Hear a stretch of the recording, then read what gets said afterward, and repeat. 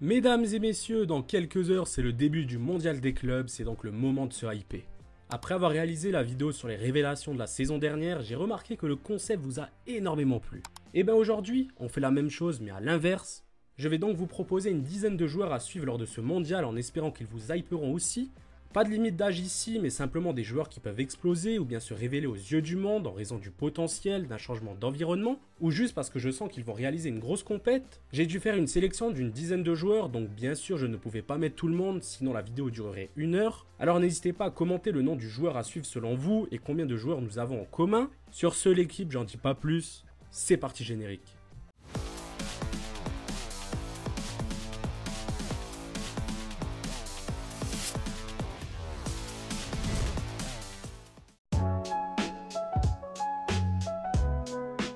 Il est jeune, il a une belle gueule, il a les 2 pieds et marque des buts tous plus beaux les uns que les autres. Rodrigo Moura a tout pour devenir le nouveau prince du football portugais.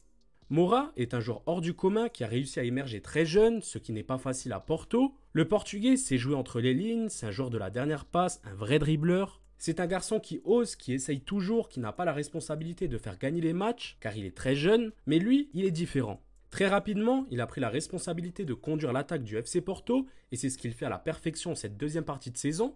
Le voir disputer le mondial des clubs va nous permettre de suivre l'éclosion d'un talent générationnel.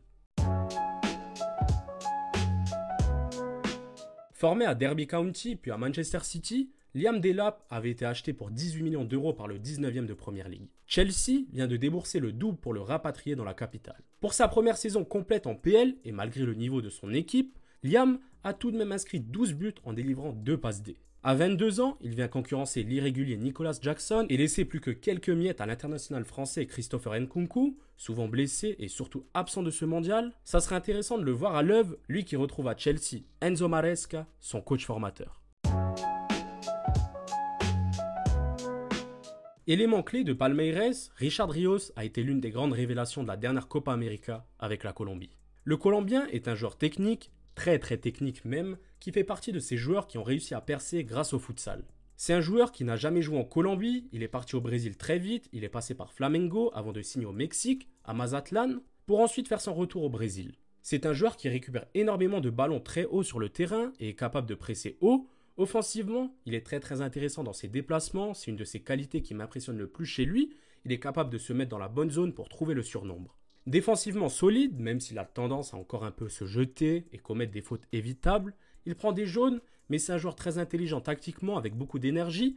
Il n'est pas maladroit techniquement, étant donné qu'il est passé par le futsal, et il a une grosse activité au milieu de terrain. Il possède également une très belle frappe, en plus de se projeter très vite et est souvent présent dans les 2 surfaces. Sa course permet de casser des lignes comme ses passes. Beaucoup de rumeurs l'envoient en Europe, à lui maintenant de démontrer tout son talent. Officiellement transféré à Dortmund comme Jude quelques années plus tôt, Jude Bellingham poursuit son ascension. Sa polyvalence témoigne de son intelligence tactique, il peut évoluer aisément devant la défense ou derrière l'attaquant, il sait effectuer des courses incisives et marquer des buts.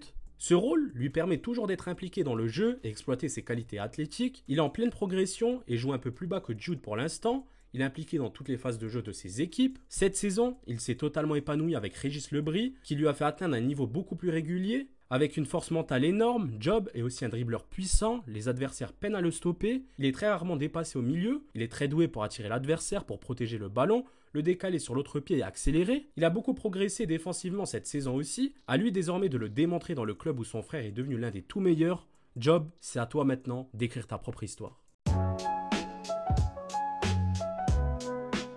Je m'explique. Chico est dans cette liste car selon moi, ce mondial des clubs déterminera son avenir et le choix de la Juve à son égard. Selon les dernières rumeurs, les Bianconeri ne devraient pas lever l'option d'achat du Portugais, mais j'ose espérer que les performances du Portugais soient dans la continuité de ces 2 matchs en Nation League afin de faire changer d'avis la Juve. C'est un joueur qui a encore beaucoup de lacunes, mais j'en suis sûr que les 30 millions déboursés sur lui seront investis intelligemment car il a tout pour devenir un top ailier. Allez Chico, c'est entre tes mains, ramène-nous la coupe à la maison. Imam Achour est arrivé au Al Ahly à l'été 2023 en provenance du club danois le FC Midtjylland. Très rapidement, le milieu égyptien s'est installé dans le 11. Achour est un joueur complet à son poste avec de la technique, de la force physique, de l'endurance, des passes millimétrées, en plus d'un sens de buteur hors pair. Le tout avec une flexibilité tactique que tout entraîneur rêve d'avoir dans son équipe. Ça sera donc une occasion en or pour lui de montrer ses capacités à l'échelle internationale et pourquoi pas, par la même occasion, gagner un transfert vers l'Europe. Dean Hulsen, que des regrets pour nous supporters de la Juve. Le défenseur le plus cher de l'histoire du Real ne débarque pas dans la capitale pour être sur le banc. Véritable pépite du football espagnol, Dean sera très suivi lors de ce mondial des clubs afin de comprendre son rôle dans cette nouvelle défense made in Xabi Alonso. Déjà l'un des tout meilleurs relanceurs d'Europe, Dean n'a pas seulement le jeu au pied comme atout, sa grande taille lui offre aussi un excellent jeu aérien, en plus d'une vélocité lui permettant de constamment colmater les brèches, autrement dit, un joueur très complet à son âge. Reste à savoir maintenant qui d'entre Rudiger, Militao et Asensio sera à ses côtés, en tout cas on a déjà hâte de le voir jouer sous les couleurs de la Maison Blanche. Lui aussi a signé avec le Real Madrid mais disputera le mondial des clubs avec River Plate, son club formateur. Franco Mastantuono fait sensation depuis plus d'1 an avec River Plate et s'apprête à faire ses adieux au club de ses débuts avant de s'envoler vers la capitale espagnole. Milieu offensif et gaucher, il rappelle forcément un certain Lionel Messi de par ses deux aspects, même si pour l'instant Franco brille plus par ses capacités de finisseur devant le but que la création d'occasions. Il a déjà un beau panel d'exploits individuels, notamment un sublime coup franc lors du Super Classico face à Boca. Au Real Madrid, il pourrait être placé en véritable numéro 10, ce qui peut faire reculer Jude Bellingham d'un cran. Cet été, le monde entier pourrait bien assister à l'éclosion définitive d'un phénomène que beaucoup considèrent déjà comme l'un des meilleurs jeunes de la planète football.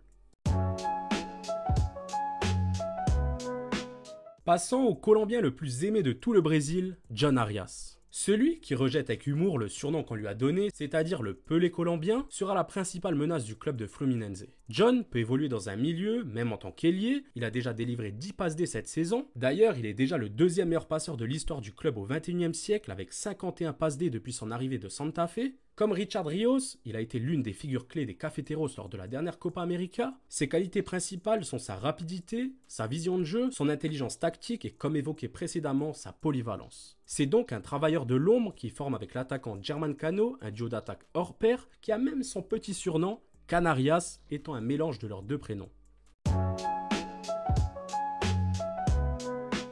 Il y a quelques jours à peine, il a inscrit le but décisif dans le barrage d'accession face au Club América pour offrir à LA une place pour le mondial des clubs. Denis Bouanga, arrivé en Californie en 2022, enchaîne de grosses saisons du côté de LA, déjà une icône du club de l'Ouest des États-Unis, avec lequel il a terminé meilleur buteur de MLS en 2023, en inscrivant 20 buts en 31 matchs, pas mal quand même. Il a désormais hâte d'entrer un peu plus dans l'histoire en disputant cette Coupe du Monde des clubs aux côtés de champions du monde que sont Olivier Giroud et Hugo Lloris.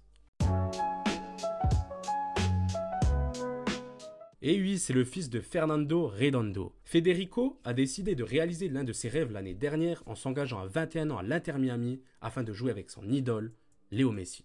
Le jeune Argentin, brillant MLS et les comparaisons avec Sergio Busquets, son coéquipier, commencent déjà à se faire entendre. Régulateur du jeu, à l'aise avec le ballon et pas gêné avec les interventions défensives, il sera à suivre lors de ce mois de compétition, car lui c'est aussi un joueur cérébral qui aime initier la première relance et gérer le tempo de son équipe. Son avenir s'annonce très prometteur, lui qui rêve un jour de marcher dans les pas de son père et de porter le maillot du Real Madrid.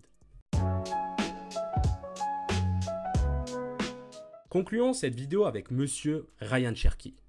Son talent n'a jamais été remis en question, mais son attitude et son impact physique ont souvent suscité des doutes. Pourtant, dans une saison chaotique pour l'OL, il a brillé comme rarement et mérité son transfert vers l'un des plus grands clubs européens. Ambidestre, doté d'une qualité de dribble exceptionnelle, Cherki casse les codes de l'attaquant typique chez Guardiola. Reste à espérer qu'il pourra conserver cette liberté de jeu sous le maillot de City. Le mondial des clubs nous donnera déjà quelques réponses.